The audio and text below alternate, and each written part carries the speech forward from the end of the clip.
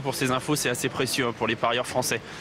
Ouais, et c'est terrible dehors, messieurs. Oui, c'est terrible. Le pauvre cheval, je le voyais en train d'être déféré parce que je pense qu'on a oublié de déférer des postérieurs dans la maison Lindquist, ce numéro 16, Unique Townsend. Donc je le voyais avec le vent, la couverture a remonté sur le haut des reins là. Oh, il n'avait pas l'air heureux de. Vous savez, quand vous êtes en plein vent et sous la pluie et arrêté comme ça, vous n'avez pas chaud. Là, c'est vrai que les conditions sont vraiment terribles. Beaucoup de vent, beaucoup de pluie et très très froid. Anthony a mis l'accent avec son interlocuteur sur le numéro 2, Arcangel AM. Mais il faut c'est pas vrai qu'il que c'est un cheval dont on sent qu'il a des moyens et le départ à l'autostart va certainement l'avantager. Il a de très bonne ligne dans le nord de l'Europe. Et il a souvent été chuchoté, hein, messieurs. Je me souviens que dès sa première course, on en avait beaucoup entendu parler. En fait, il avait affronté Calvin Borel ici en France. C'est ça. Et on avait vu qu'il avait déjà battu Calvin Borel là-bas en Suède. Donc ça situe un peu le niveau du cheval. Et je me souviens que ce jour-là, c'était Franck Ouvry qui le drivait et il nous avait dit qu'il était trop nerveux au départ. Très tendu, difficile à partir, mais apparemment c'est un bon cheval. Donc un jour ou l'autre, il le prouvera peut-être ici. Oh, qui c'est qui est au galop au fond là-bas? Je me demande si c'est pas lui. Je me demande si c'est pas lui aussi, moi. Est-ce que c'est lui? Il est plein galop. C'est remis, en tout cas. Lui.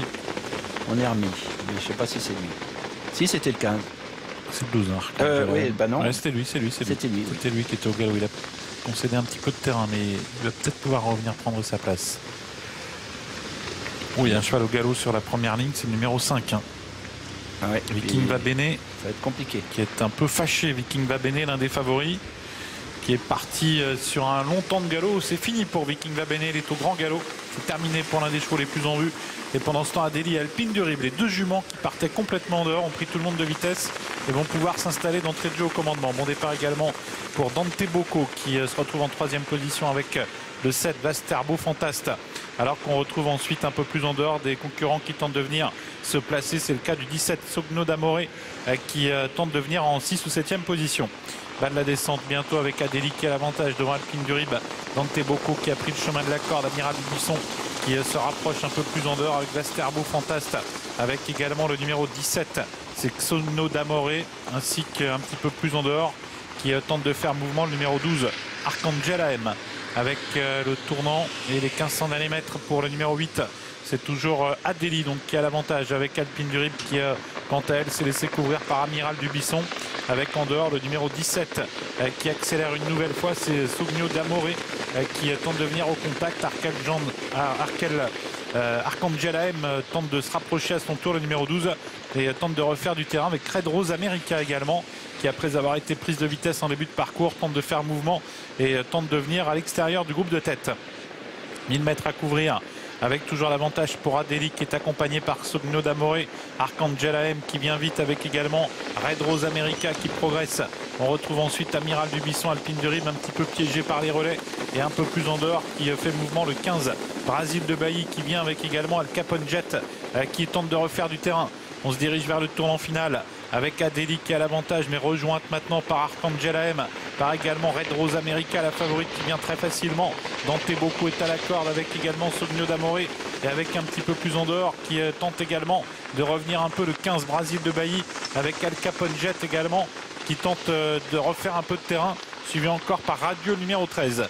Sortie bientôt du tournant, Adélie facilement en tête avec Arcangel AM et Red Rose America, la favorite qui passe à l'attaque maintenant. Brasil de Bailly est en retrait. Radio fait un gros effort, Dante Bocco est très sollicité.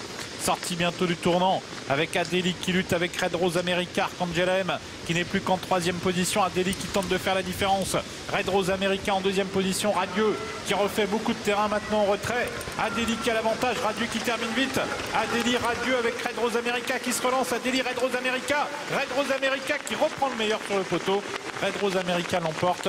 Adélie à la photographie ensuite avec Radieux. Et à voir ensuite pour la 4e place. Ambermel, je pense, le numéro 10 pour la 4e place, non? Oui, sans doute. Alors on va revoir tout cela. La corde. Le 4 l'emporte, Red Rose America. C'est bien lancé. Devant Adélie, est-ce qu'elle garde la 2e place au passage du poteau? Non, j'ai l'impression que non. Attendez. C'est pointu.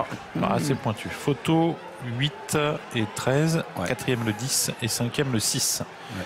peut-être une pour l'arrivée. préférence pour le 13 par rapport au numéro 8 et le 10 en 4e position. Elle semblait avoir fait la différence à Delhi, puis elle a marqué le coup là pour finir. Et par contre, Red Rose America, on la voyait venir comme une gagnante à l'entrée, à la sortie du tournant. Elle a marqué un petit peu le pas et c'est elle qui s'est relancée pour finir par rapport à Delhi. Elle gagne très très bien en dedans, Franck Nivard. Il fait comme un garçon qui pensait être battu à l'entrée de la ligne droite. Oui. Il est content de son coup pour finir. Ouais, parce que regardez, il est battu complètement, il repique en dedans et au moment où il repique en dedans, elle reprend un petit coup de morale. Alors que Adélie commence à marquer le pas un tout petit peu à mi-ligne droite. Ça s'est joué à peu de choses, mais je pense qu'à mi-ligne droite, Alexandre pensait avoir gagné et Franck pensait être que second. Et finalement, au passage du poteau, c'est l'inverse. Allez, petite escapade.